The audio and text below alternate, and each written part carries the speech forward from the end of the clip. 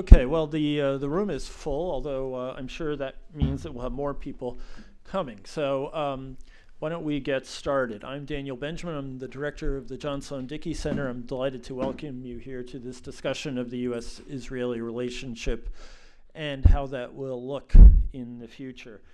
We have a terrific panel, and I think this is exactly the right time to have this conversation.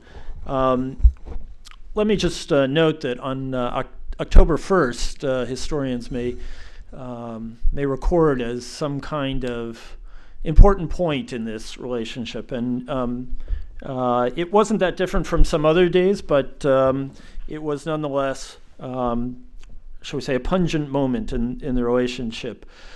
During that morning, President Barack Obama met with Prime Minister Benjamin Netanyahu, who is visiting from Israel. Their meeting lasted a scant half hour, and they bid each other farewell. There was no lunch for the visiting prime minister. Instead, the president decided he would rather have lunch with the vice president. Later that day, the State Department spokesperson, Jen Psaki, issued extremely sharp criticism of Israel, talking about new developments in the Palestinian territories, and said that this development will only draw condemnation from the international community, distance Israel from even its closest allies, poison the atmosphere not only with the Palestinians but also with the very Arab governments with which Prime Minister Netanyahu said he wanted to build relations. In addition, she said it would call into question Israel's ultimate commitment to a peaceful, negotiated settlement. After this meeting, Prime Minister Netanyahu appeared on national news networks and declared that to criticize the settlements was un-American. So that was just one day. Although actually the un-American remark may have been a day or two later. Maybe there's some poetic license here. But you get the picture. It's been a very bumpy patch. Now, it's not the first bumpy patch in U.S.-Israeli relations, as I'm sure our panelists will remind you. But it is a sign of a particularly rough moment in what has been one of the United States' closest diplomatic relations, and certainly Israel's absolutely closest relationship, certainly since the early 1960s. And it raises the question whether after the failure of Secretary Kerry's peace initiative and continual frustrations on the part of the administration to get Israel to stop establishing new settlements, whether there isn't something changing for good here. We've had many ups and downs before, but the United States has always, at the end of the day, stood by Israel's side, and it's been an extremely close relationship, extraordinarily close, without a doubt. And so I thought it was a good time to discuss these issues, and I can't think of a better panel to do it. Three of the foremost experts on the subject at hand, and I'm delighted that they're all here today in Hanover. Let me start off. Our first speaker will be Stephen Simon. He's a visiting lecturer in Dartmouth's Government Department and a senior fellow at the Middle East Institute. He previously served as senior director for the Middle East and North African Affairs on the National Security Council staff at the White House.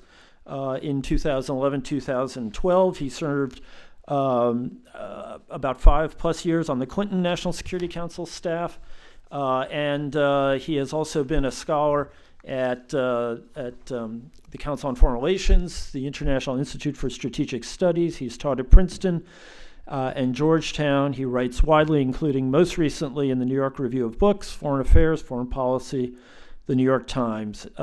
He has even co-written a number of reasonably well-received books, including The Age of Sacred Terror and The Next Attack. Those two he wrote with me. The Arc, A Formal Structure for a Palestinian State, and The Sixth Crisis, Iran, Israel, America, and Rumors of War. He holds degrees from Columbia, Harvard, and Princeton.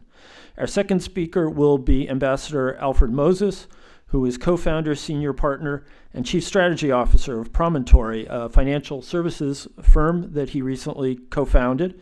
He has had a really distinguished legal career as a partner in the Washington law firm of Covington and Burling. He was special advisor and special counsel to President Jimmy Carter. And under President Clinton, he served as American ambassador to Romania and special presidential envoy for the Cyprus conflict, a conflict roughly as intractable as the Arab-Israeli conflict. He has been president of the American Jewish Committee, and he is a member of Dartmouth class of 1951, as I know a number of people here know too, who have come out to see him. He was in that graduating class the sole person to graduate with a major in international relations with highest distinction. He also holds degrees from Princeton and Georgetown Law. He has written in the New York Times, the International Herald Tribune, Washington Post, Haaretz, and many other places. And finally, we have David Makovsky, no stranger to Dartmouth, having been here just a couple of years ago. He is the Ziegler Distinguished Fellow at the Washington Institute for Near East Policy and director of the Project on the Middle East Peace Process. David's remarkable because he gets to both direct the project on the process, and when he's not directing it, he's trying to make peace himself.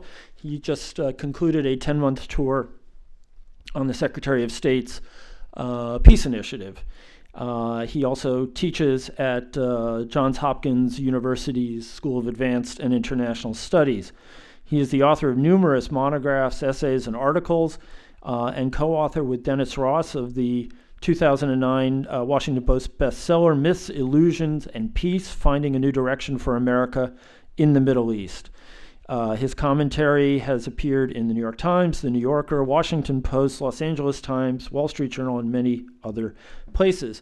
And I particularly admire David because he was a journalist before he became a policy person, and he served as executive editor for the Jerusalem Post and was diplomatic correspondent for Haaretz before coming to the Washington Institute. He has degrees from Columbia and from Harvard, so it's a great panel, and I don't want to talk anymore. So Steve, why don't you lead off? Okay, thank you. Thank you, Dan.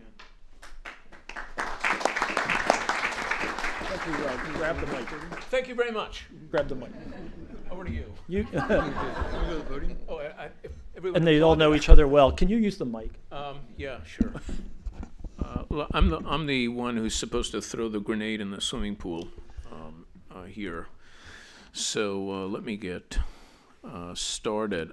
My thesis, I guess, is that the very strained relations between the U.S. And Israel now, or in the Obama administration, might be in some sense qualitatively different to the perturbations in the relationship in decades past. And we're going to hear a lot about these perturbations. And precisely because the relationship has had so many ups and downs, it's really very difficult to determine whether you're at a tipping point. I mean, determining whether you're at a tipping point is, I think, by definition, something akin to the occult arts. But when the relationship has been so turbulent, it's especially difficult to say that anything really is different. What I'm going to do is talk in categories, really. I mean, the first one is the category of strategy in the U.S.-Israeli strategic relationship, and changes in that domain that I think are underway that perhaps weren't quite so present in the past, or present in a different way, a less perhaps consequential way. Then I'm going to want to look at sort of demographics, culture, and politics. And I'm going to do all this in 10 or 12 minutes. Don't panic or anything. It's just I'm going to skim the surface and look at changes taking place in Israel and in the United States that seem destined, perhaps, recognizing that demographics famously is not destiny, inclined or likely to cause our two countries, the U.S. and Israel, to diverge in ways that will make the relationship, let me put it this way, make the relationship less special and intimate than it has been. So first, on the strategic side, I was at a meeting with a very distinguished Israeli delegation. It was kind of a Track 2 meeting. And for those of you who are aware of what Track 2 means in diplomatic terms, it suggests meetings between representatives of two countries who are not official representatives of those countries. It's a place to sort of try and work out some issues that are too sensitive or too undeveloped at that particular stage to talk about government to government. And in this meeting,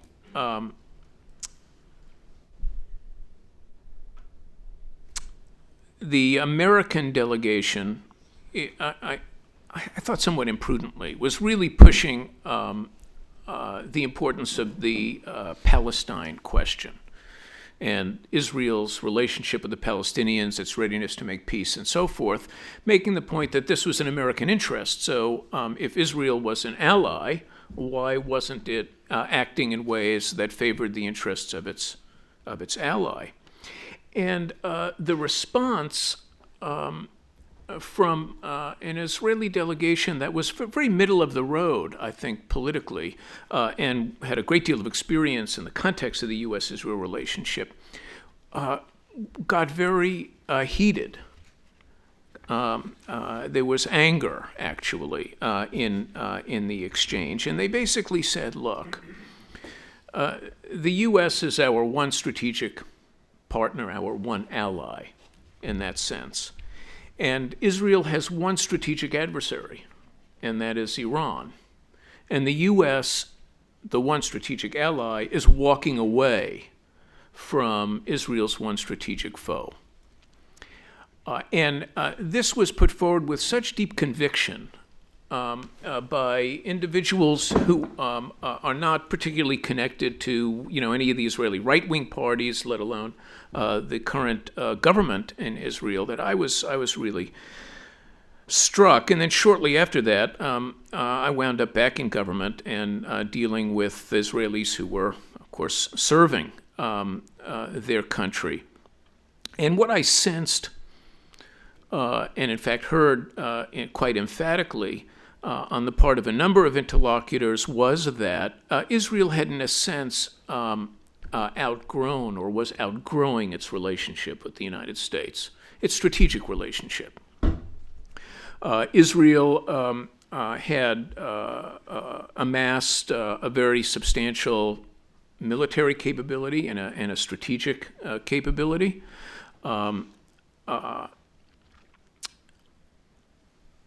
It was the preeminent military power in the region. And it had other options. This was the striking part of the discourse. That Israel had other options. And the argument related in a very organic, even umbilical way to the argument I had heard previously at this Track 2.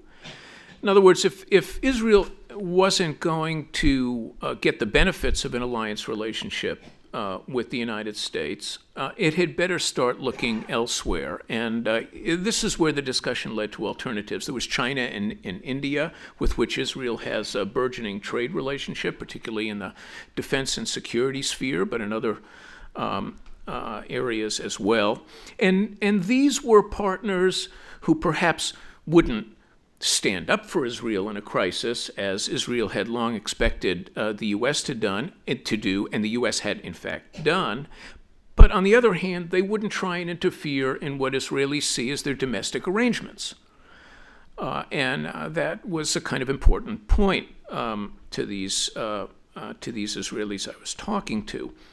And against the background of the arguments that broke out and the real, I have to say, intensity of the arguments that broke out during the first term of the Obama administration, I began to wonder whether the strains in that first term owed merely to, proximate disagreements that would blow over and personality differences between two very, very different men, or perhaps there was something deeper. That's on the strategic side.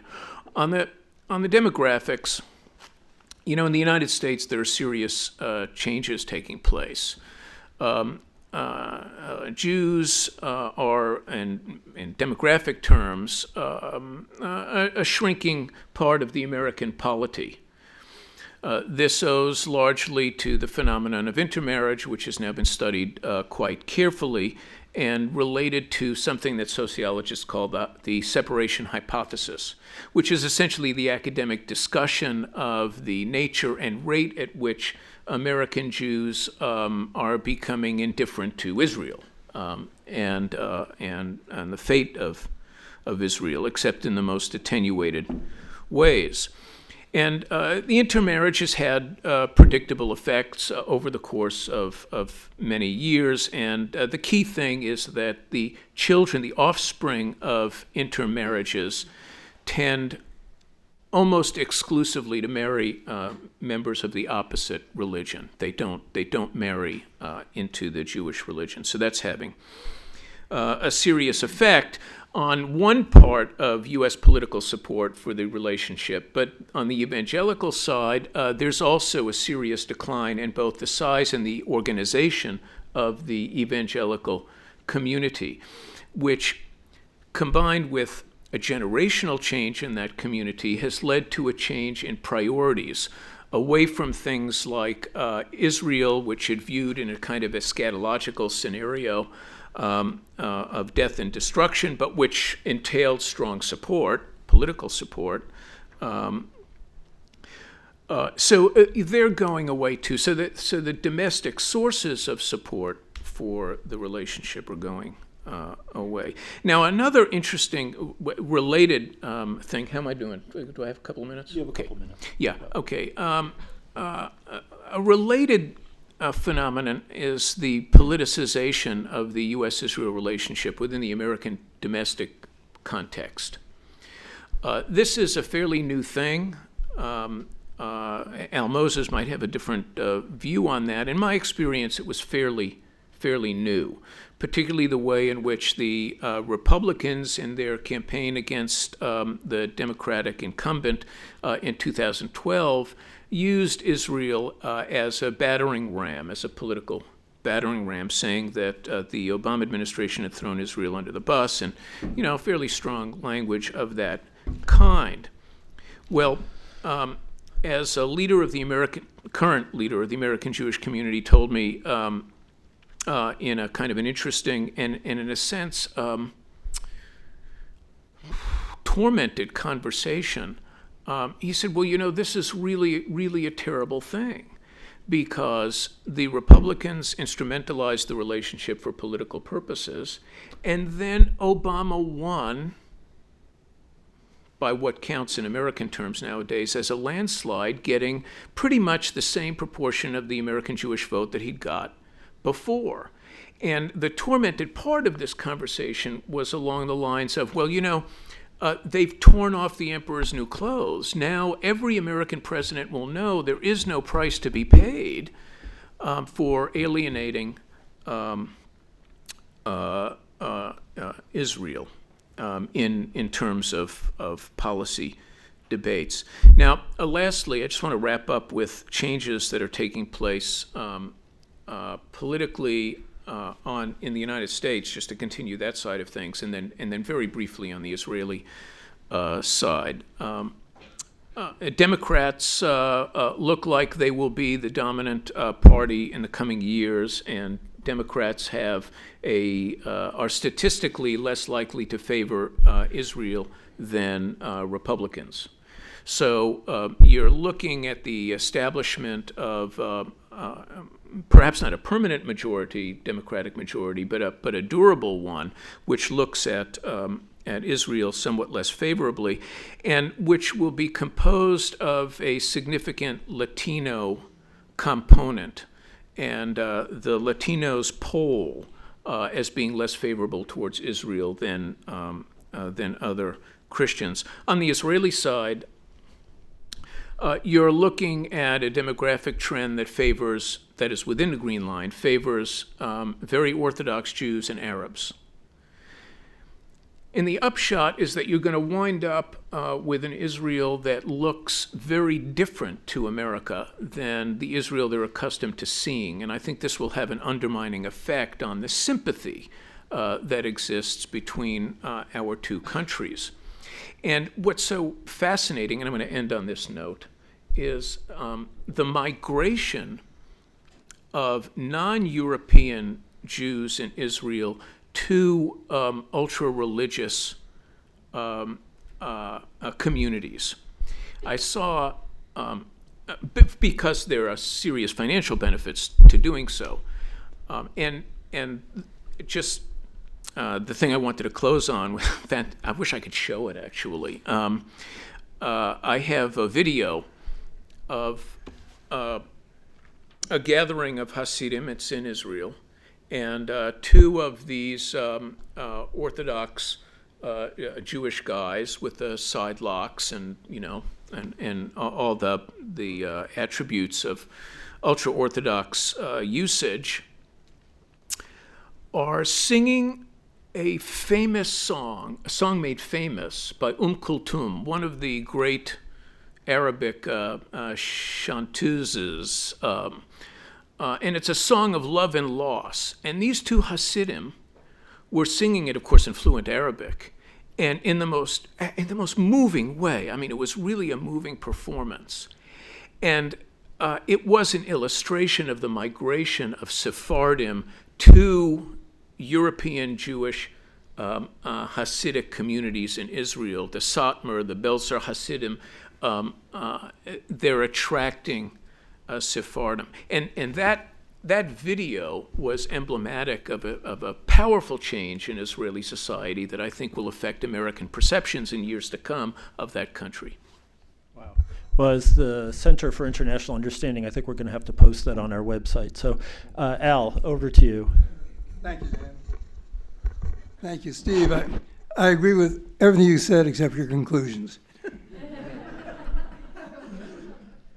I'm delighted to be here. At my age, I'm delighted to be host anywhere. You get the trifecta. Dan introduced me as a business person, lawyer, public servant, all true, and American Jewish leader. As American Jewish leader, I'm one of about 5 million. The Prime Minister of Israel once quipped that the United States must be a very small country. You only have one president. In Israel, we have 3-4 million prime ministers. All that is true. Steve, let me just respond to one point you made. It was perfectly valid. In the 2012 presidential election, Barack Obama received 70% of the Jewish vote. Mitt Romney received 30%.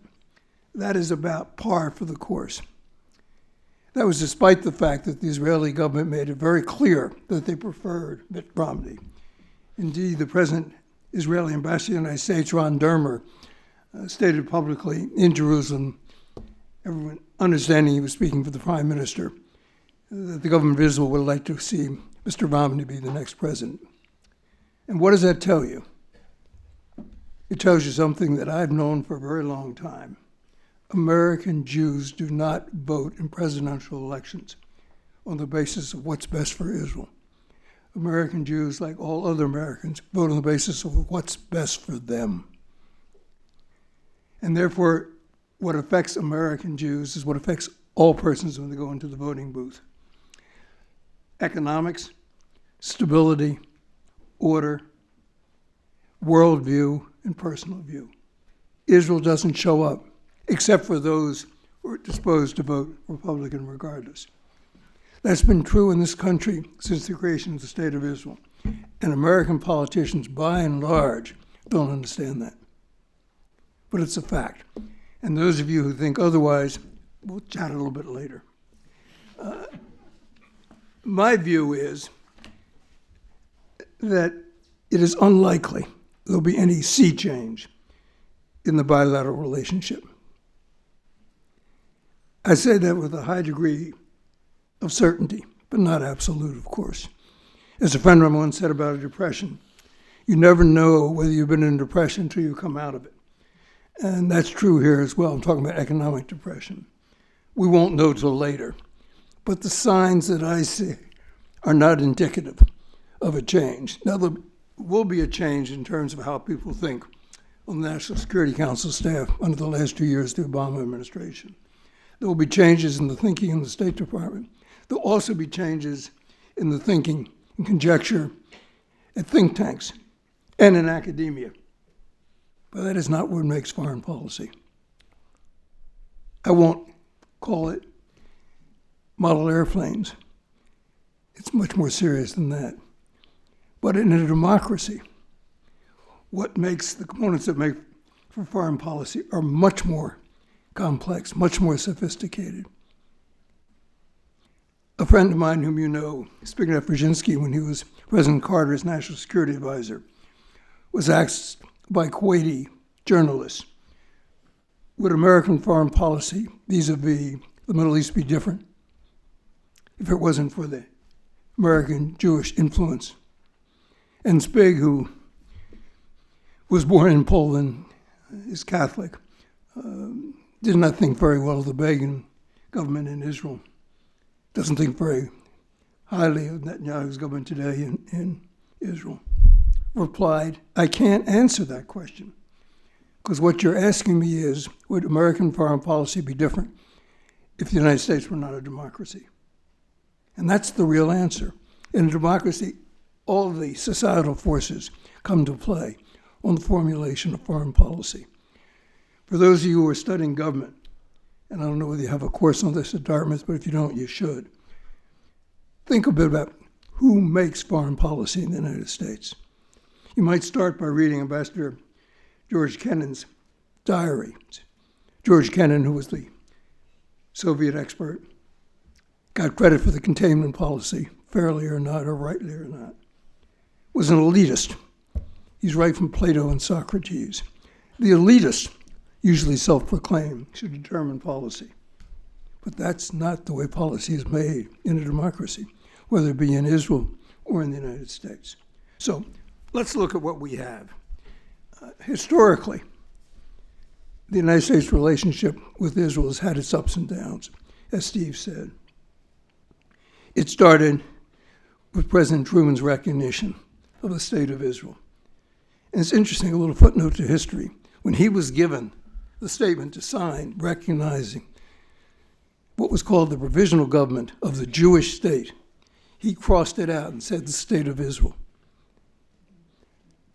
This is the President of the United States correcting a memorandum that came to him, became the United States' recognition of the State of Israel.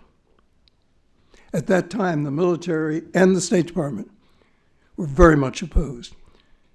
Secretary of State George Marshall said he would have to think hard as to whether he could support President Truman in the 1948 election if he recognized Israel. And the relationship between the White House and the Defense Department, James Forrestal, the first Secretary of Defense, was equally frosty. And that continued well into the 60s, didn't change until really after the Six-Day War and President Johnson authorized the sale of Phantoms. And then the military supply increased almost without stop. There was some slowdown, some cooling off. But the F-15s came, the F-16s. But still, when I was in the White House in 1980, the administration called off a simulated submarine exercise with the Israelis. These are not submarines in the water. These are people pushing buttons. But President Sadat of Egypt objected, and the administration felt sufficient pressure to cancel a joint simulated submarine exercise with Israel. This was after the signing of the Egyptian-Israeli peace treaty in March 1979. Under President Reagan, the relationship became more friendly, greater support rhetorically and otherwise. It went on slow burn under President Bush I, then heated up under President Clinton, under President Bush II, and under President Obama. Although the rhetoric has changed, the military relationship has not changed. And something that Steve said, he was referring to things that Some Israelis had said that they might turn to India and China. Let me be very clear on this. The United States is the only country in the world that Israel can look to for support. We're the ultimate guarantor of Israel's security. And anyone in Israel thinks that China or India can fill that role is woefully mistaken. It just cannot happen. This produces an asymmetrical relationship with Israel, knowing in its heart of hearts, including Benjamin Netanyahu, that the United States is the ultimate guarantor of Israel's security. At the same time, the relationship is asymmetrical. My friends in the State Department used to talk about the tail wagging the dog. There's some truth in that. Israel's a very small country. The United States is a large country, militarily unequaled in the world. The fact is, that relationship is one that Israel must preserve, and is taking, in my view, unnecessary risks in going through these sort of spats with this administration or any administration. But this is not new. We had difficult relationships between the two countries, and President Eisenhower ordered Israeli troops to leave the Sinai in 1957, February, David. He's much older than I. He remembers all of these things. He's my son by a previous marriage. That's right. I might say it was an intermarriage.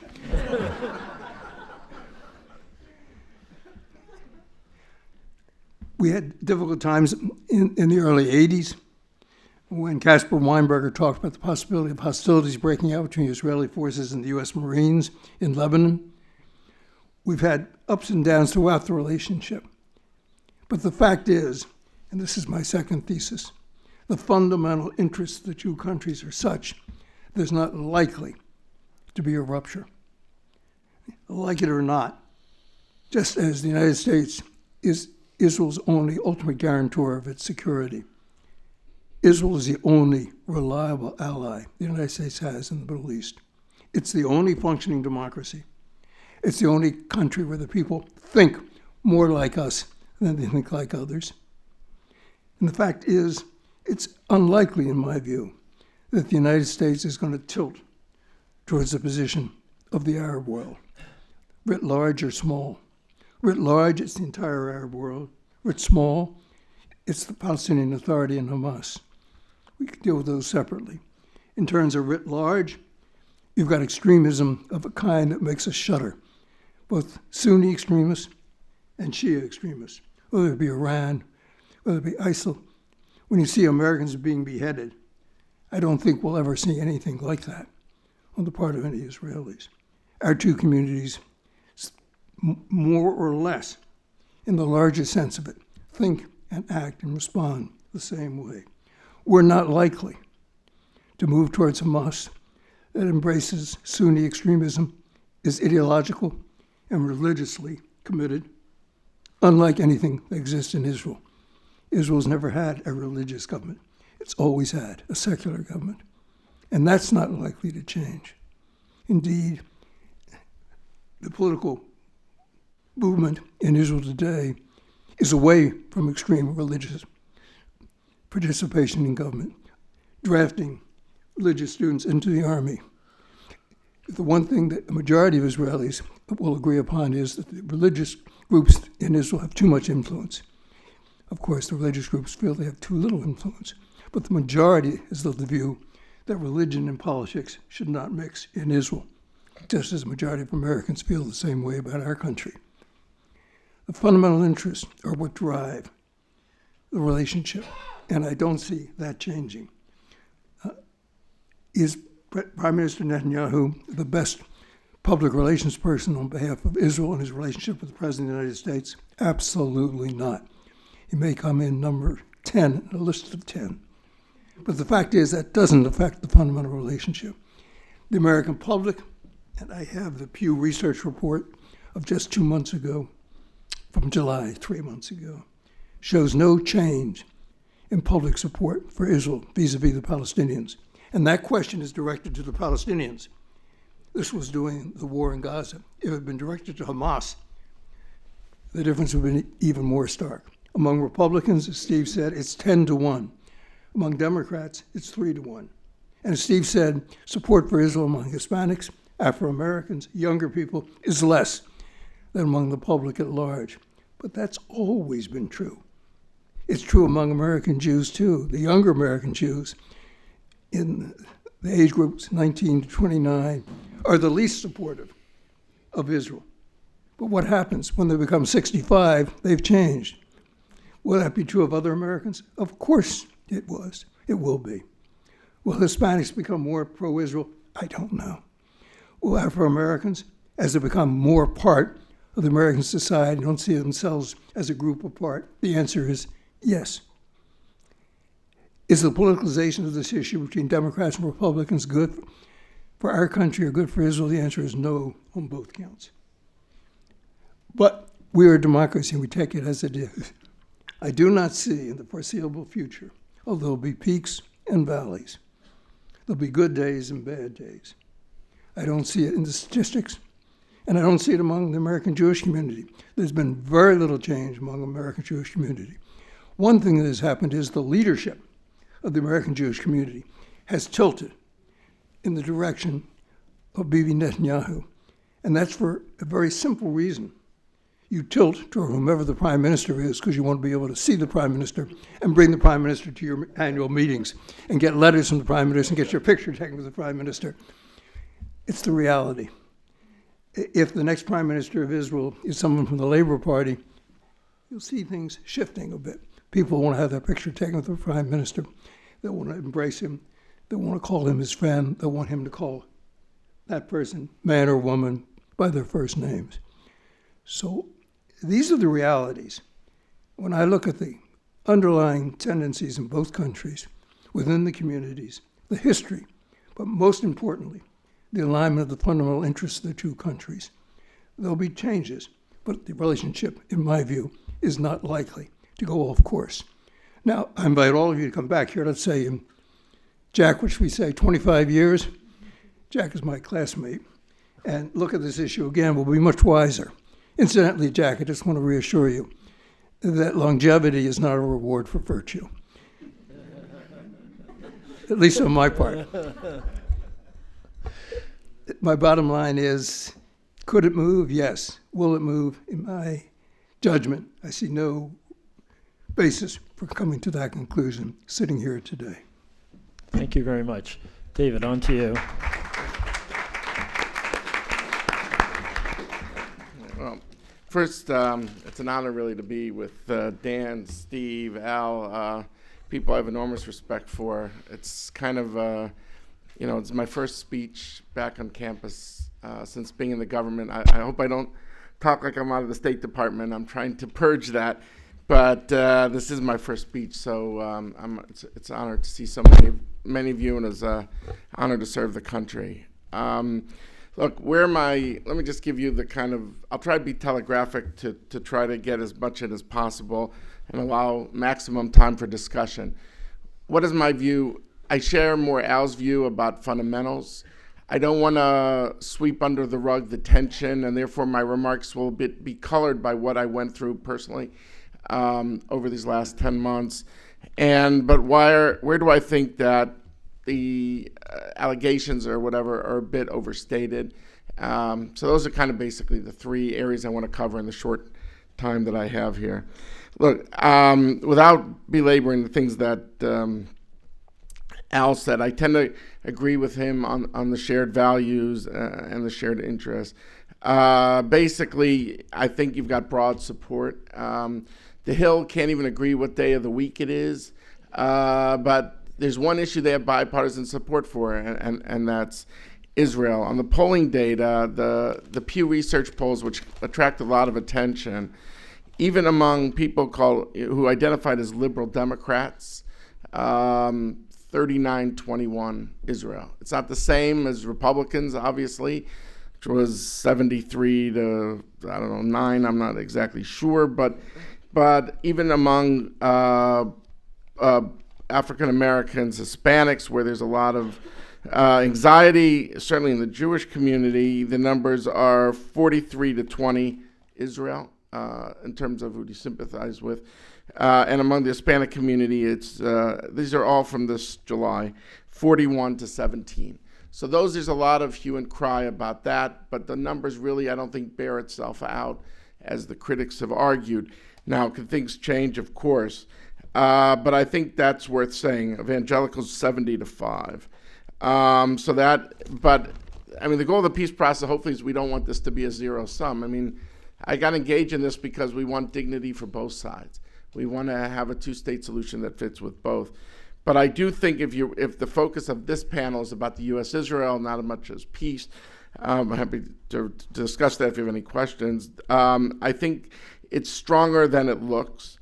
You would say in the intelligence relationship and in the security relationship, you've had Ehud Barak was the defense minister. You've had Bibi Netanyahu say it's never been better in that regard. So, I mean, a lot of the fundamental pillars, and amid the regional uncertainty of the Arab upheaval, which began in 2011, Israel looks pretty steady in comparison.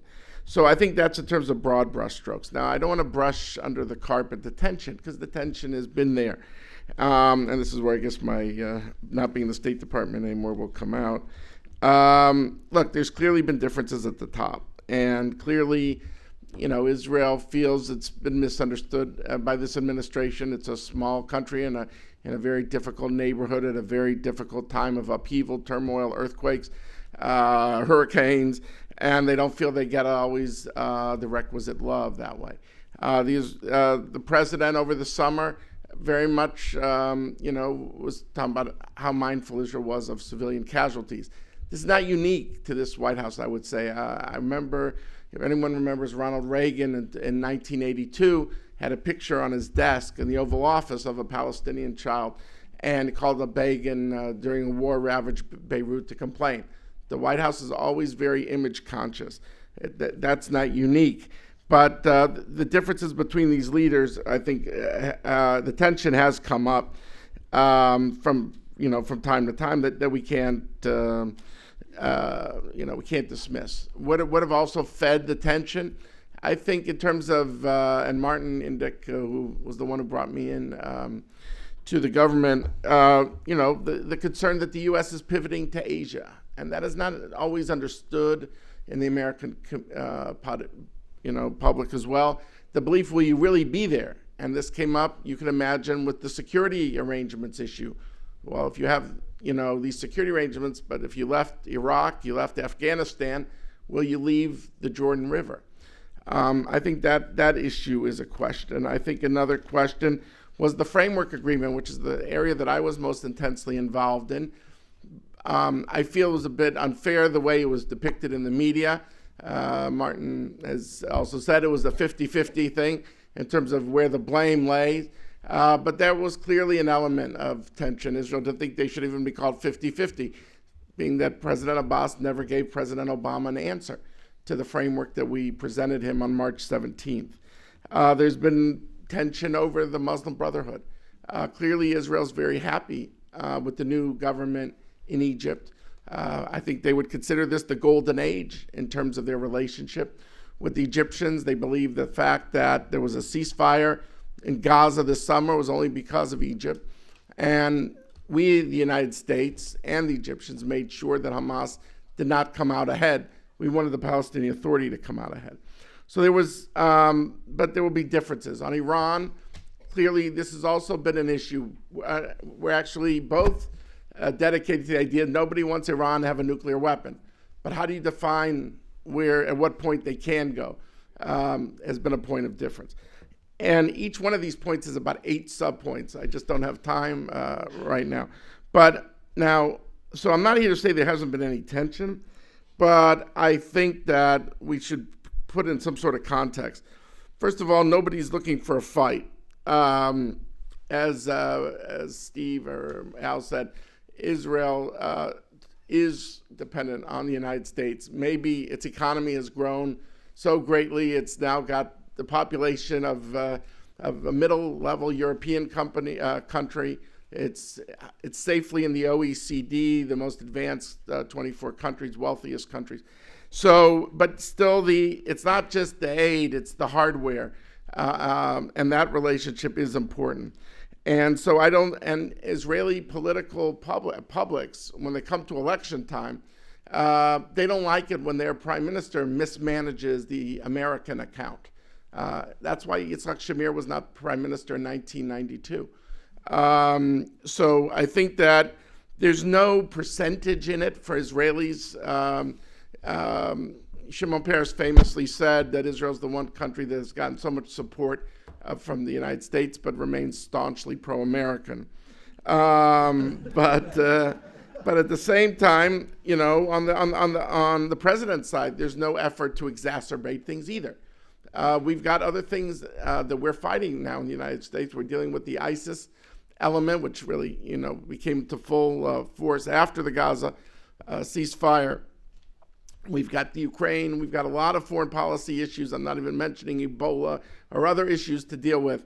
No one wants a fight. And certainly if there's an Iran deal on November 24th, although people in the press say the odds aren't great, clearly this president is going to want to work with Israel in terms of the United States Congress to help get that through, which will not be easy. And but I think that's a fact, that nobody is spoiling for a fight here.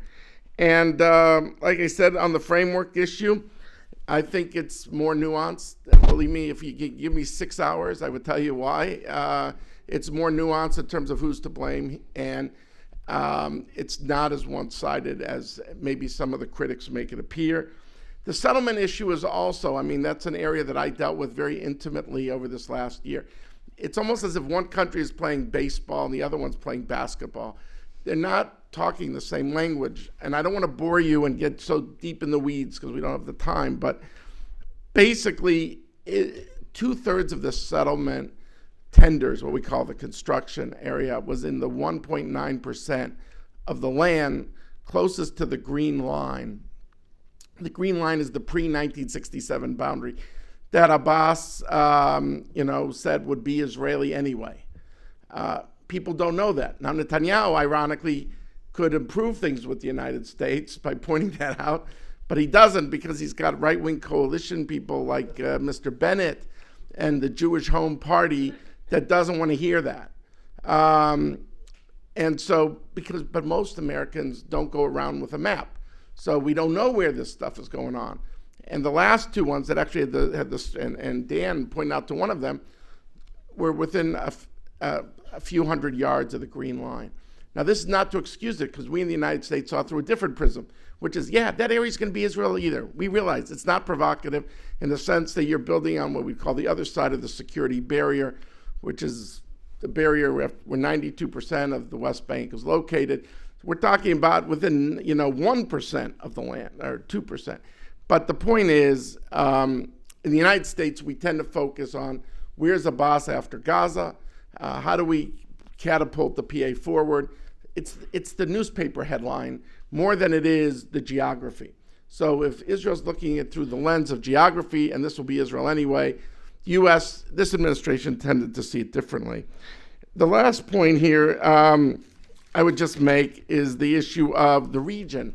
The old approach prism is changing in the sense that it used to be a zero-sum game. If you got closer to Israel, you got further away from the Arabs. And now, first of all, we're doing our own energy independence in this country, thankfully. But really, it's been true for 20 years that the Arab states have really aligned their relations with the U.S. I would argue the Gulf Arabs, the ones that we count on the most, independently of where the U.S.-Israel relationship is. And now it's taken to a new level that the U.S., that the Gulf Arabs and the Israelis are actually, in some ways, more united on concerns about the Iranian nuclear negotiations, the fear of the Muslim Brotherhood, the concern of extremism in the region. In a way, the United States is the odd man out, and we Americans never think of it that way. But, the joke of the State Department used to be, you guys are going to complain about the Obama administration for the first hour of your talks, of your secret talks between the Gulf and Israel. Why don't you cut it down to a half an hour so you'll have more productive time to deal with other issues? So the fact that they are all saying we don't have the resolve and that they are more united together is something that the United States has never had to deal with. So I'm saying take this all together. What you're seeing is there's a lot of different breaks and constraints on the relationship of the problematic dimensions. Now, I'm not here to say that in 25 years it's going to look exactly the same. Clearly, if the Palestinian issue isn't dealt with, this is going to look differently. But I think there's a difference to say there are things we could do together. We might not be able to do 100% of the things we could do together. But the fact is, as someone who was involved in the negotiations, I could say that we were able to bring this conflict from the differences from here, sorry about that, to here. And it looks a little different from the inside. We couldn't close the gaps, but it looks a little different from the inside. So if your premise is one of intransigence, you're going to see this one way. If you're saying, hey, there's a problem here, the Palestinians rejected a lot of the places, they didn't even come back to us with responses, the situation is far more messy and complicated than it appears to read from an editorial, then I think you're going to see that there's not going to be this downward slide in the U.S.-Israel relationship that some of the critics would allege. We should deal with the tension, absolutely, but we need to put it into some context. Thank you all very much.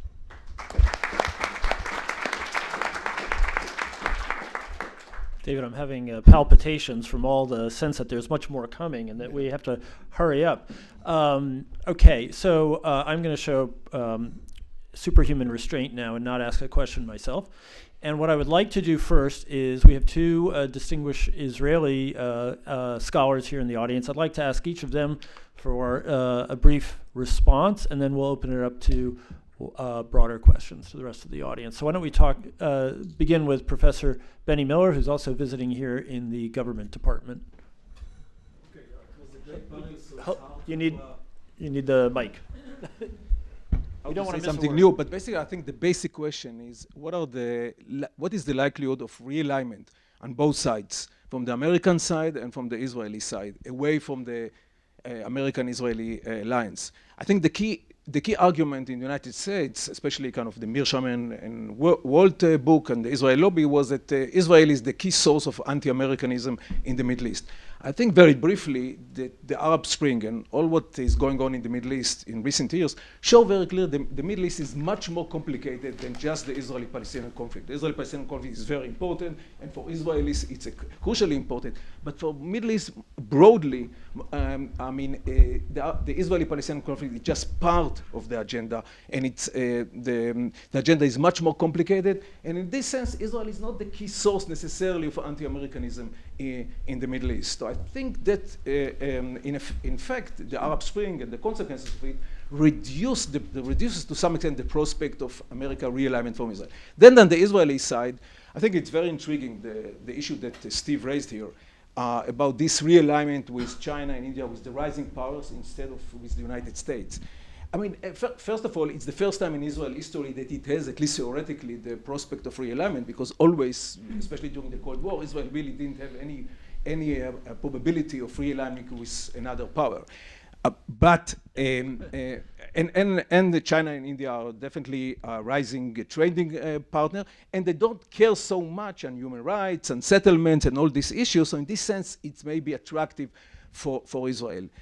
But Israeli dependence on the United States is so high, is so great. So I think there is no Israeli statesman that takes seriously this option. I mean, it's nice, especially for Lieberman, for the Israeli foreign minister, maybe to raise this idea that there are some other prospects, but it's really not a very serious idea if you just look at the strategic security issue. And actually, as some members of the panel mentioned, the Obama administration actually was the most supportive of all the American administration, definitely more than the Eisenhower administration, who was quite anti-Israeli, in supporting, strategically support for the state of Israel. So in this sense, actually, from the strategic security point of view, there is no worsening of the relation, quite the opposite. Obviously, the Iranian nuclear issue still remains at the agenda, and we don't know precisely what will happen, and that might affect the relations. But from both sides, I think the prospect of realignment actually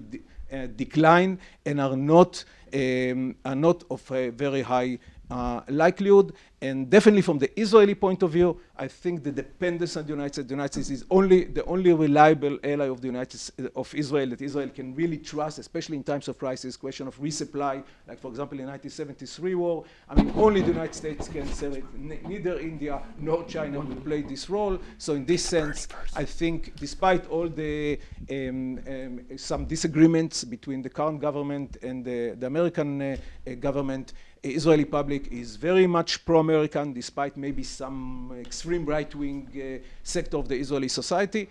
And in this sense, definitely from the Israeli point of view, there is great eagerness for maintaining, preserving, and enhancing the relation with the United States. Thank you very much. Let's Professor Bernie Avishai. First of all, thank you very much. There were so many observations. There's no way to respond to them all coherently except to say the following.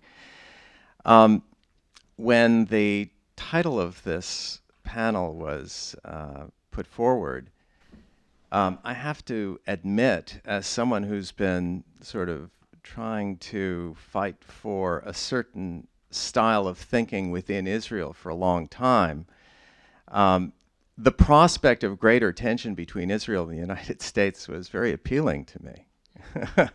And all three panelists are dealing with this as if, no, we can mitigate the tensions.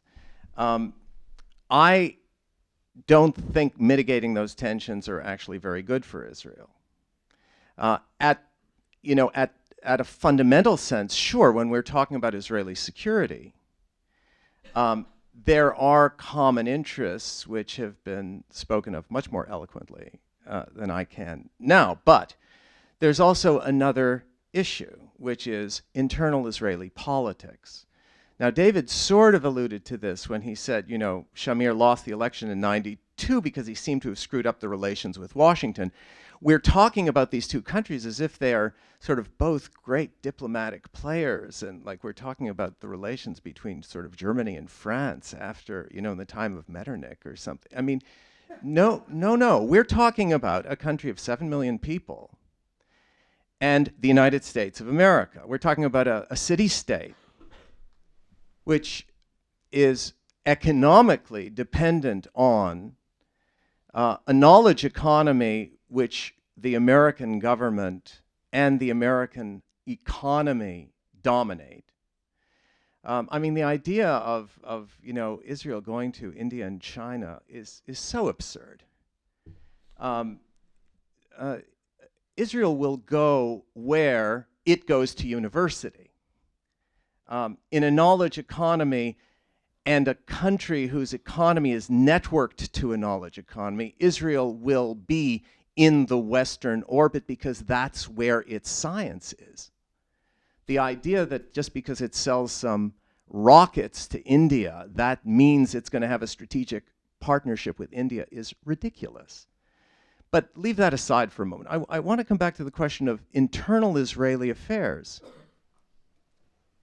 Tension in Israel over the management of the relationship with Washington, in my view, is not only welcome, it's necessary.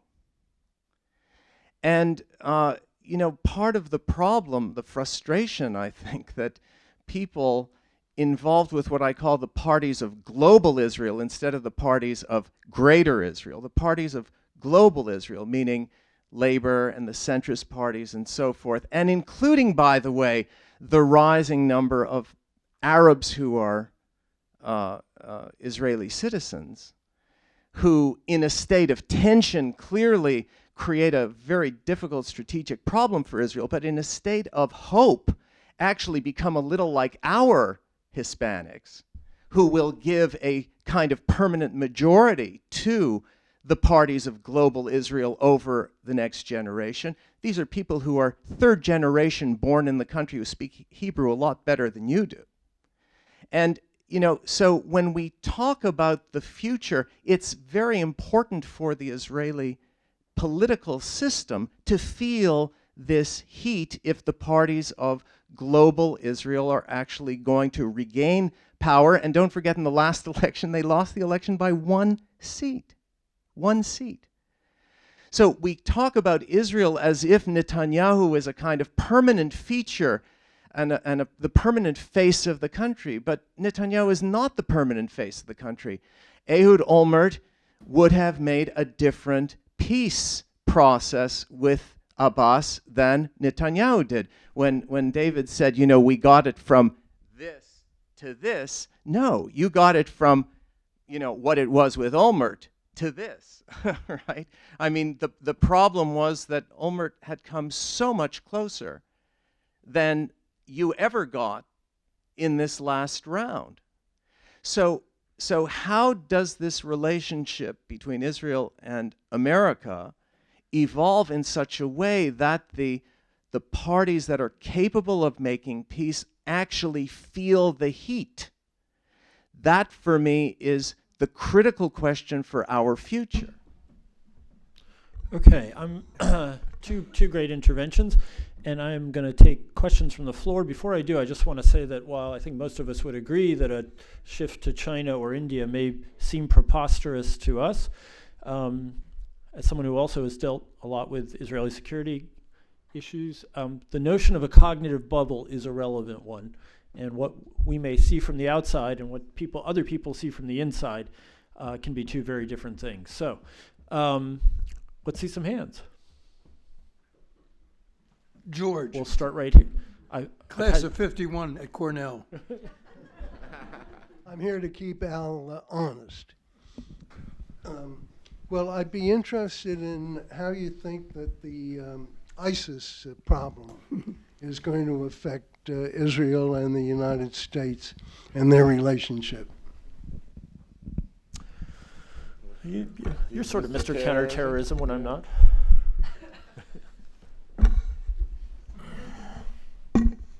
Well, you know, it will and it won't.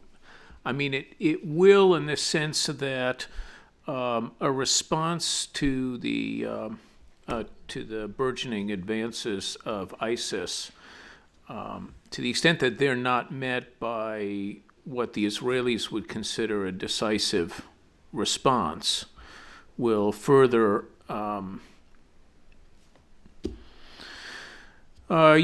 diminish confidence in the United States as a security guarantor, which is, in a sense, a theme of all three presentations, although from different perspectives. So in that sense, I think it would affect the relationship. But does ISIS, really affect Israeli interests? From a security perspective, I mean, from that angle, I don't think there's a really big issue, although there is some evidence of al-Qaeda trying to infiltrate Israel to carry out terrorist attacks, and I'm sure that ISIS, given its very close connection ideologically to al-Qaeda, will try to do that as well. I just wanted, you want us to go ahead now? All right. I would just say, look, actually, sir, I see what you're saying kind of connected to Bernie in a different way, which is, when you get to the issue of security arrangements in the Jordan Valley, all right? Now, we heard this before the ISIS issue really hit the headlines in a big way and before Gaza, which is, the United States, we are trying to make sure that things cannot be smuggled in, via the Jordan River into the West Bank, which, the Jordan Valley would be the eastern security perimeter of a Palestinian state. And clearly, this is not something that Prime Minister Netanyahu or Defense Minister Yalon wanted to hear. And they'll say, look, the whole Middle East is an earthquake. Who knows what's going to be in Iraq? Who knows what's going to be in Jordan? The whole place is turning upside down. The Middle East is on fire in a way that it hasn't been before. And that argument was certainly made by Prime Minister Netanyahu this summer in terms of ISIS and in terms of Gaza, when Hamas was able to lead to debris falling near the Israeli airport, where the FAA says no trip, no flights coming in. or the tunnels that were going cross-border from Gaza to Israel. Now Netanyahu used all that and used the ISIS threat to say, see, I was vindicated on security arrangements. And I think, to me, to connect it to Bernie's point, and I admire Bernie's writings, I think that the issue of security arrangements I came into government, let's put it this way, let me put it in personal terms, where I have my own mea culpa. I came into the United States government believing borders and security were the more technocratic issues that could be dealt with more dispassionately. Of course, I knew the territory was very, all the emotion and the biblical sites. I mean, obviously I knew that. But having worked on maps, I could see the solution there. When it came to issues like Jerusalem and Palestinian refugees, I was concerned that cut to the issues of self-definition of the parties, dealing with issues like nationalism, religion, in a way that I just didn't know if you could solve it. I came out of government believing that it was actually the border arrangements that would able to resonate, certainly with the Israeli public in a way. Even if you use the word NATO 27 times and use the word U.S. forces 28 times, that those terms, if it was defined by the political leadership as existential because of a threat of ISIS or because of all the volcanic nature of the Middle East, you wouldn't be able to go over the heads of these leaders to their publics. I'm saying that, therefore, there's certain issues where the U.S. can have an impact on. I'm not so sure on some of these issues that the United States, given the regional context of ISIS, Gaza, and everything else, and a regional upheaval, where their people are going to listen to us more than they're going to listen to their own leadership, especially when we're leaving Iraq and we're leaving Afghanistan. So I just think we got to have a sense of humility of where we're going to be able to frame the issues. I don't know if we could frame them on every issue, and I think the ISIS and / border arrangements question is an example where we're not as well positioned, and that's one of my takeaways leaving the government. George, let me make another observation. I think ISIL will have a profound influence. Let me tell you why. When you and I were starting in this game, it was the Arab-Israeli war. Nobody talks about Arab-Israeli war now. It's Palestinian-Israeli. Very different. And what is the Arab world today? The Arab world is split between those governments and those countries that are stable, like it or not, Egypt, Sunni, Jordan, Sunni, Saudi Arabia, Sunni. The Gulf states try to play it both ways, particularly Qatar, which wants to be both a friend of ISIL and a friend of the West. The other, the United Arab Emirates, very much with the U.S., anti-ISIL. What you have that's emerged is now with ISIL, you've got Sunni extremism in Iraq, running into Syria, Hamas. Sunni extremism, ideological, religiously committed. You've got Shia extremism, Iran, Hezbollah. 2 terrorist operations, case of Iran, a nation state. The Middle East is split. Israel's trying to tread water. It can't defeat either.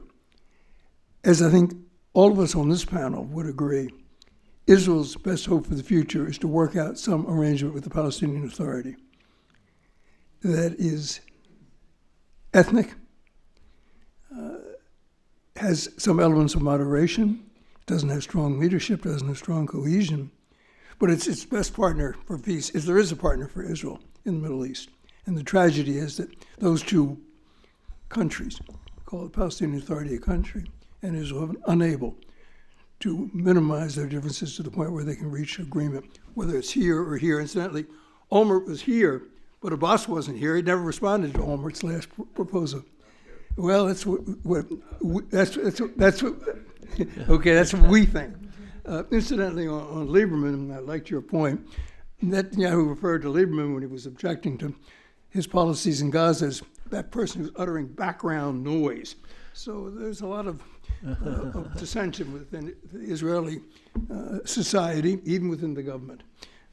But I wanted to make the point simply that the Middle East is very different. and you put your finger on it. You also made the very good point that the Obama administration has been the most forthcoming in terms of military support for Israel. Iron Dome, that's the Arrow 2, putting them on our intelligence band, instant intelligence, long-range radar, David Sling, and now the F-35s. The military supply by the United States to Israel has been nothing short of phenomenal, and makes the point that our two Israeli friends said, you're not going to find that in India or in China, not by a long shot. Have we got any student hands? There we go, I think. You had a lot of hands before. Yeah. You intimidated. We suppressed them all.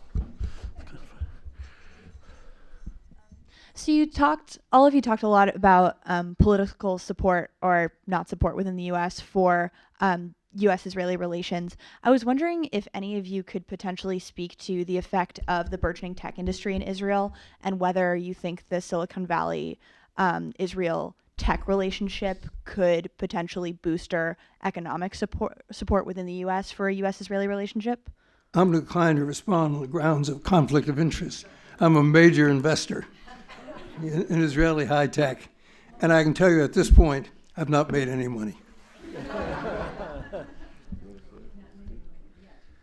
I mean, it's, the Israelis will tell you how they're like the second largest country on the NASDAQ outside the United States itself. It's created, if Bernie talks about a global Israel, a global that's more aware of what's going on around it, it's clearly, I think it's a force in that direction as well. At the same time, Israel's largest trading partner is actually Europe. And to the extent there's any talk about trade sanctions, it would come from Europe. And Israel does have to care about that because they're its largest trade partner. So the high tech gets a lot of the attention, rightly so. And there's a lot of pride in Israel that about their involvement and on all sorts of things. By the way, it extends in the defense sector, not purely high tech. This isn't a high tech issue, but things like armor that American troops wore in Iraq. There's been a lot of Israeli innovations. So, I think that's obviously an element that's brought the two countries together, and it's a welcome development. The business sector there feels that they don't have the clout that they have in this country, Chamber of Commerce, roundtables, et cetera. There's been an effort called Breaking the Impasse of businessmen on the Israeli and Palestinian side, which I think is a very interesting development. And maybe it shows a new sense of confidence of the business community in both of these things. By the way, there's a lot of Palestinian software working with Israeli high tech. So if you want to see somewhere where cooperation could happen, and I'm always someone focused on Israeli-Palestinian, I look to the high tech issue.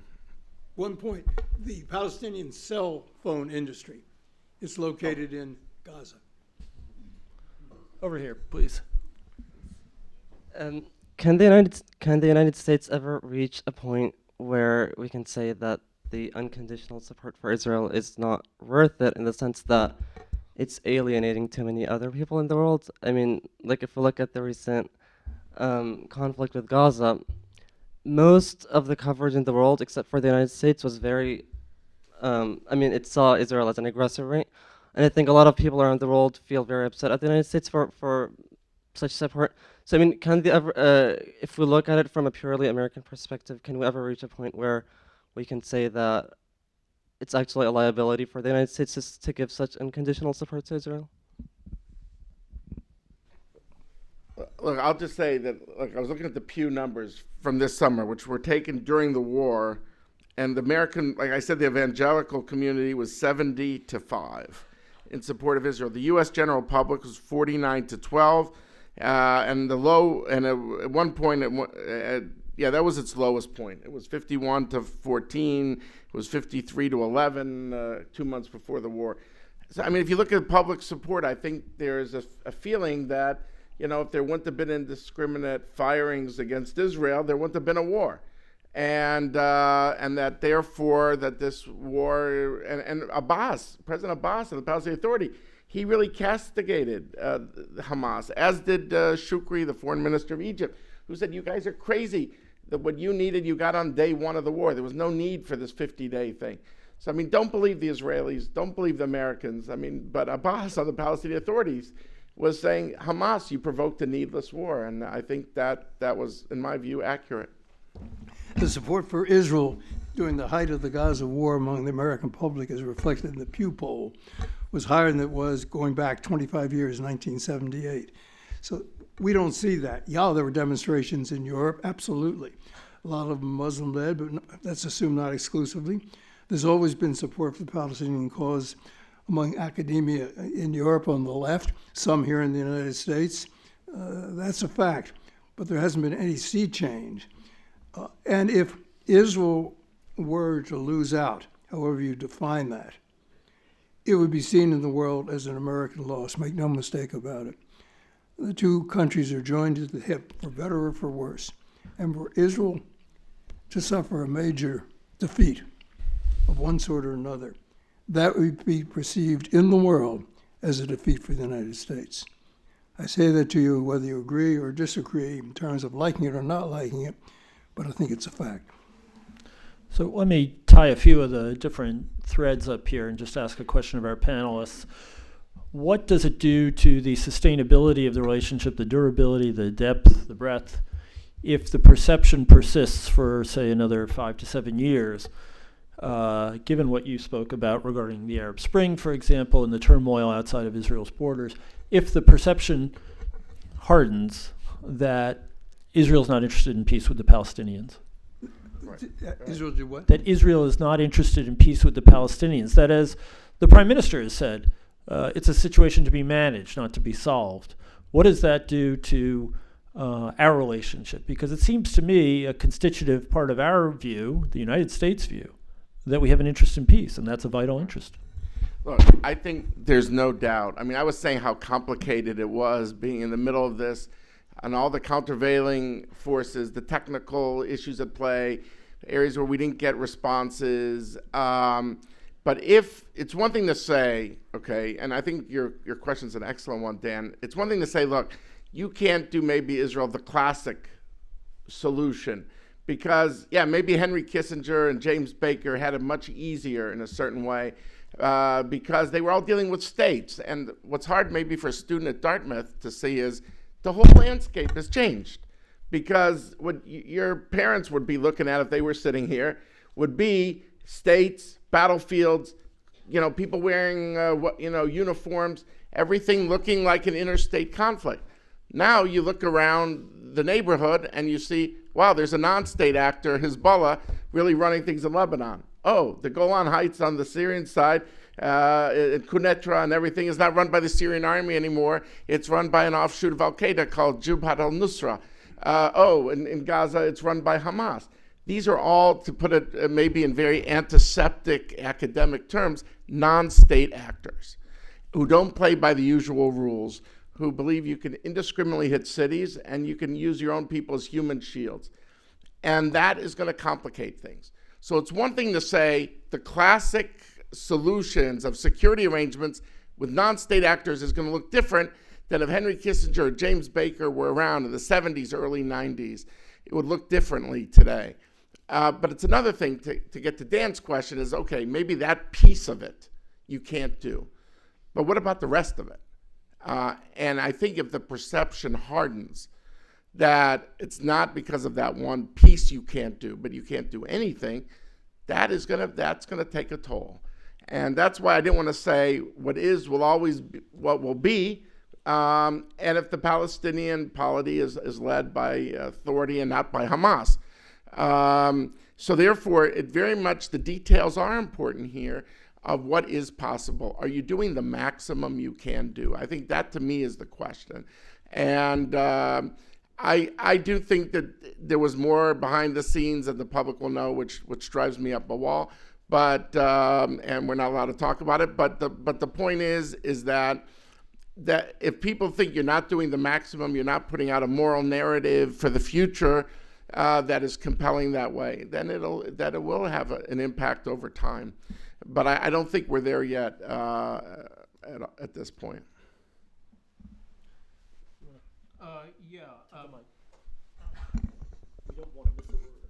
No, not a syllable. David's right. I mean, we're not there yet. The although there's, there are indications. Dan asked about the 5-year time frame, and I think it depends in part at that 5-year horizon what the narrative is in terms of culpability, if I can put it that way. In other words, will publics in the United States and in other countries perceive Israel as having been responsible for the failure to achieve peace, or will they place the blame on the other party? Whoever the other party is at that point, because we're looking at a change in Palestinian politics that is likely to be quite profound. So, difficult really to call 5 years out because you don't know, of course, who's going to be blamed. What we do know, since we're all tossing about, polling data, is that in longitudinal polls, Americans have said consistently that they think the failure of the parties out there to achieve a peace is damaging to U.S. interests, and the survey returns regarding approval for Israel tend to go down at periods when Israel is perceived, this is in the United States, as being responsible for whatever the barrier was to whichever process was in play at that time. And I think you can extrapolate from those two survey trends what you might see in the United States in 5 years. I think, again, depending on the narrative of who's at fault. The other thing is that it's not just the United States that's at play here. As has been pointed out, Europe is really quite important as an economic and diplomatic player in terms of Israel's interests. And I rather think that the Europeans, regardless of the facts of the matter, to the extent that they can actually be established at that point in the game, will tend to put the onus on Israel for having blown it. And I think that they will be in a punitive mood. This is already, pretty evident. And it's going to be a real problem against other trends that are unfolding in Israel, particularly regard to the very interesting distinction that Bernie made between the global Israel and the greater Israel, because in terms of the global Israel, in addition to these demographic changes that we've talked about just a bit, we're beginning to see the effects of about 30 years of underinvestment in education in Israel. And it's really very bad. Israeli school children rank just above Portugal, about number 21 in global rankings of educational skills and attainment and so forth. And English language capacity in Israel is shrinking as a proportion of the school-age population. So, the notion of a global Israel against these facts, it might be a mirage, actually. But the European angle here in relation to Dan's question, I think is really quite important. I'm going to be very bold and make a prediction. You ready? The Israeli-Palestinian conflict is going to shrink in importance for the American public. There are just so many other issues out there that are more important. And the Middle East is such a jungle. We're going to be more concerned about radicalism, Sunni and Shia. I'm not predicting another 9/11, but it could occur, and it's not going to come from the Israelis. It's coming from ISIL. It's going to come from Shia. That's our concern. You go to Homeland Security in the United States, they're not concerned about what Israel's doing. They're concerned about what radicalism in the Middle East is going to lead to. Radicalism leads to terror, and terrorism leads to attacks, indiscriminate attacks, with no state address to respond to. So I don't think the United States public is going to be very concerned with whether Israel is responsible, whether the Palestinian Authority is responsible, who gets more blame, who gets more credit if progress is made. It is diminishing in importance. There was a time when people thought that if you could solve the Palestinian-Israeli conflict, you've solved all the problems in the Middle East. Today, we know that simply is not true. It may rank number 3, number 4, number 5 in terms of importance of conflicts. And fewer people are being killed in the Israeli-Palestinian conflict. They're being killed by internecine warfare among the contending Muslim and Islamic forces in the Middle East. It's the sad reality. What you said about diminishing number of English speakers in Israel is probably true, but there are a diminishing number of Hebrew speakers in the United States as well. Okay, we are running out of time. If we have any more student questions, I'd particularly like to see those hands. Very quiet. And it's because the students here actually already get that non-state actor thing, by the way. Okay, over here, please. We got a lot over there. Hypothetical question. If Hillary Clinton becomes the next president of the United States, will the climate be more favorable towards between America and Israel? Who knows? None of us is qualified to answer American that. Jews, okay, among American Jews, 'cause I also get the Jewish polls, she is the odds-on favorite. What does that tell you? I don't know. And I know Mrs. Clinton quite well, very well. I just had dinner with her last week, sitting right next to her. I don't know. I know what her husband thinks, but I don't know what she thinks. Will her election be greeted with overwhelming enthusiasm in Israel? No. People will remember her kissing Mrs. Arafat. That's what will be on the memory block. What her policies will be, I'm going to leave it to the experts to respond. I'll just say one thing. President Clinton was in Israel. This is the husband. When in the 90s, when things were 4 bombs went off in 9 days. I remember being a journalist, and he came and he talked to high school kids and talked to them about their future in the 21st century. And I know critics of the president will say, oh, that empathy, it's not sincere, or the bridge to the 21st century. I heard it 100 times. But he touched a chord in Israel.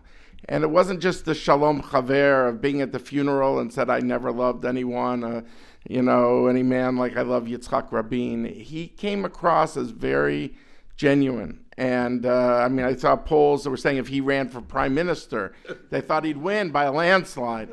So I do think that Clinton sense of aura and empathy would be something that certainly, I think for the Israeli public, I think we'll have a big positive impact, more than the kiss of Suha.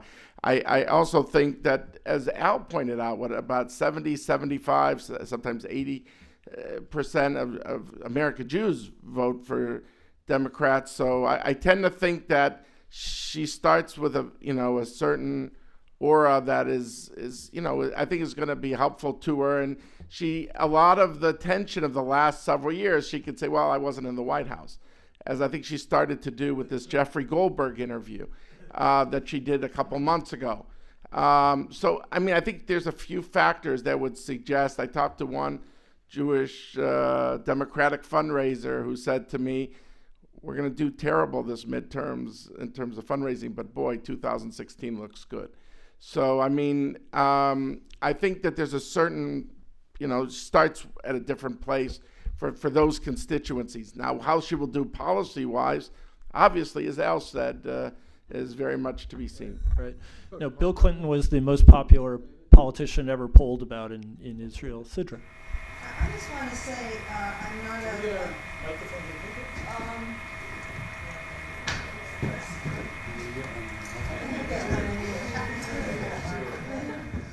First of all, thank you very much to all of you. And I'm not a public policy expert. I am an expert in poetry and fiction. And I want to pick up a phrase. Well, I want to pick up a phrase that David used before. He said something about in the absence of a moral narrative. And my ears picked that up because, and here I want to respectfully disagree with Ambassador Moses's evaluation. It's not good for Israel that there be no pressure on Israel to make peace with the Palestinian. It's not good for Israel, and I want to make that very clear. And I speak as somebody who's been part of the peace camp for as long as it's existed. And there is something that is intangible, and that's why the word moral narrative is important here. I remember the only time in all the years I've lived in Israel, the only time that I felt a sense of hope was between 93 and 95 when I don't know if you were writing, I don't think you were writing for Haaretz then, were you, David? I used to pick up Haaretz every morning and there was always good news. And there was good news because it was in the air. The climate had changed. You could taste it. And when Rabin was assassinated, and we know it led up to it, there was such a sense of despair, and actually the peace process was killed then, although it's been revived and hopefully it'll be revived again. I don't think we're giving enough credit to what can be released. I'm not saying that we're the only center of the universe. We are one center of the universe. And I believe that what can be released with a real, genuine peace arrangement is going to be, it's going to be uncountable. But I think the whole neighborhood, so to speak, would benefit from it. And so I just want to talk about this intangible thing that you call the moral narrative. Thank you, Sidra, very much. I appreciate it. And I was a journalist covering that period, and it was truly exhilarating. It had its scary moments because of the Hamas bombs that were going off. But there was a sense of, I would say, an era of possibility. And I fear now, I just have to be blunt as an analyst, and I would love everyone to leave saying we're on the verge of that now. But I worry that, and I just know what I went through in the last year in the government, because no one could say this administration was not blunt in the way it spoke and was pulling punches or anything like that. But trust, once it's shattered, it's very hard. It's like putting Humpty Dumpty back together again. And we didn't have a peace camp really that we could play off of. I'm talking about in the U.S. government on the Palestinian side or the Israeli side that we maybe we're romanticizing about the 90s, but I tend to think you're right. I think it was really there. There was a sense of hope. And the public was more a sense of disbelief that we were dealing with on both sides, because people became very jaundiced and they said, I've seen this all before, and they talk and talk, but they can't get to the finish line.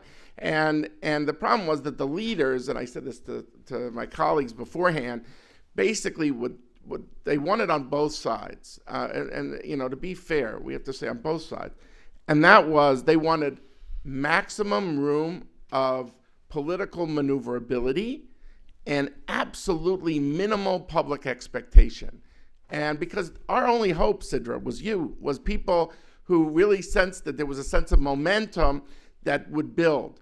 But if you take the people out of it, because we couldn't say, we weren't allowed because of confidentiality, which I totally understand, where the progress was, the public only hears bad news, because that's what the spokesmen spew out on both sides.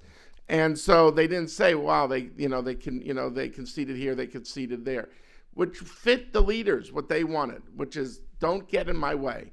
We're not going to do, David, what I would call synchronized political messaging, that you're going to do this gesture, then you're going to do this gesture, and then a 21-year-old student studying at either Haifa University or at Bir Zayt in Ramallah is going to say, wow, this is different.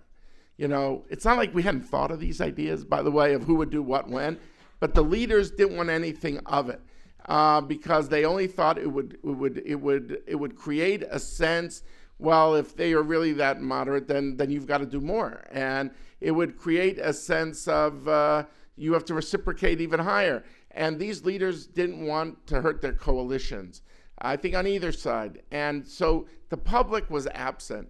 And we were negotiating in a hermetically sealed laboratory conditions where nothing could seep out. And I feel that was a shame, because I feel people left with a sense of it's hopeless. And I actually emerged with the sense that actually there was more hope than I thought. But that feeling that the public was not a player, they weren't a factor in the negotiations, I feel really hurt us. And again, when I look, with nostalgia to what like Kissinger and Baker dealt with, I also deal with what Clinton dealt with in the 90s, where the public was a player because of the sense of an era of possibility. Okay, we've gone over. I'm sorry, there are still hands. I don't think I've been at a Dartmouth event yet where we had so many people remain in their seats to the bitter end, so I'm really delighted by that, and I want to thank you for staying. Let me say in closing, first of all, I want to thank our co-sponsor, Dartmouth Hillel, and Rabbi Boraz is up here. I should have acknowledged him at the very beginning, and it's been a delight to partner with him on this. There will be a reception immediately after, as fast as you can get up the stairs, in the Russo Gallery here in Haldeman. And I want finally to close by thanking the three tenors of the U.S.-Israeli relationship. Thank you.